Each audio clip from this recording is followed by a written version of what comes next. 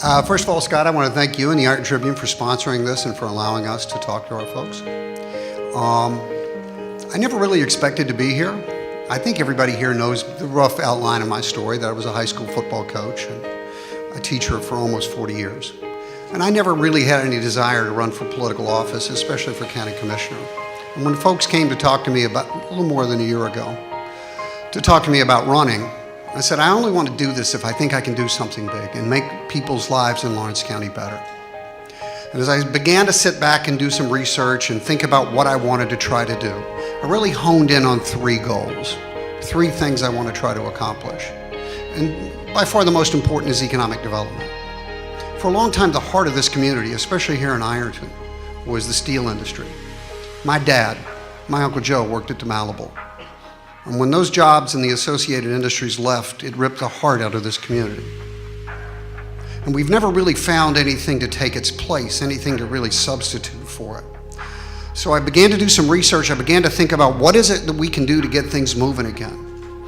And when you look at the critical industries, the fastest growing industries in the country, in fact in the world in the 21st century, the one that leaps out at you is renewable energy. And I've talked a lot about this, and many of you have heard me talk about this, but it's the fastest growing industry in America, 9 times faster than the overall economy. A lot of people don't realize there are now 5 times as many solar workers as there are coal miners in America. And it's the example of the kind of thing that we can attract, and I've been working on a plan to do just that, to attract those kind of jobs that can kickstart a revolution that can really start to transform the economy of Lawrence County. But that's not the only thing. We need to modernize our infrastructure, and this is true across the country. It's not just roads and bridges, where we've seen some progress, but even there's a lot more left to be done.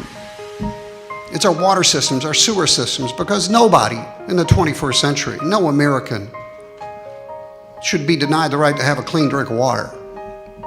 And we've seen that across the country, and we have problems like that here. But it's also the high-tech infrastructure that businesses, that people are going to need in the 21st century to get ahead. There's a digital divide. We need to make sure that high-speed broadband internet access is available for rich and poor alike. That everybody has access so kids can do their homework and rise as far as their talent will take them. So that small and medium-sized businesses can get access to customer bases across the country and around the world, because that's where the world's headed.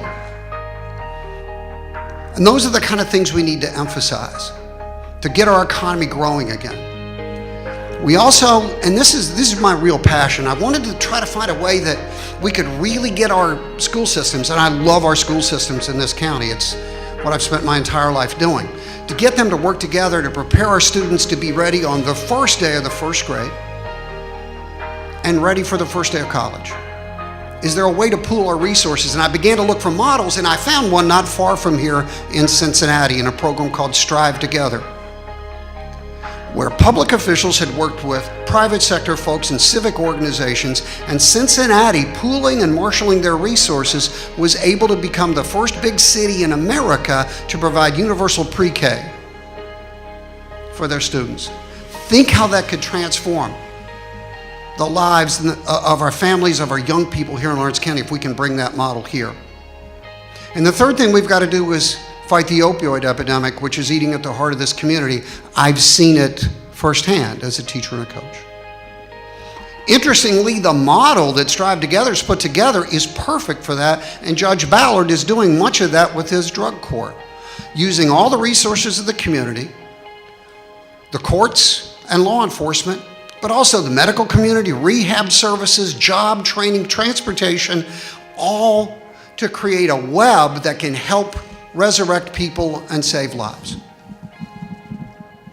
And that's the kind of model I want to bring to county government. That's the kind of thing I want to do. We need to elect a new era of leadership that can take these kinds of models, bring them here, adjust to our own local strengths and circumstances, and improve the lives of people in Lawrence County.